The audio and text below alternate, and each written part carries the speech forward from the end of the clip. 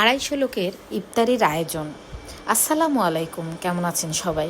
প্রত্যেক রমজানে আমাদের 250 লোকের ইফতারির আয়োজন করা হয়। এখানে গরুর মাংস উঠিয়ে দেওয়া হয়েছে রান্না। আমার ছোট ননদ তরমুজ কেটে নিচ্ছে, মেজ ননদ আলু সিদ্ধ করে ভর্তা করার জন্য মথে নিচ্ছে। এখানে বড় ননদ বসে তাকে সাহায্য করছে। আর এই যে পোলাও হয়ে গেছে, সুন্দর দেখাচ্ছে পোলাও। বুট রান্না করে রেখে দিয়েছে, ডিম শসা কেটে রেখে দিয়েছে। সুন্দরভাবে সব কিছু আয়োজন করা হয়েছে আমাদের এখানে। চিড়াও দেওয়া হয়, চিড়ার সঙ্গে দই দিয়ে দেওয়া হয়।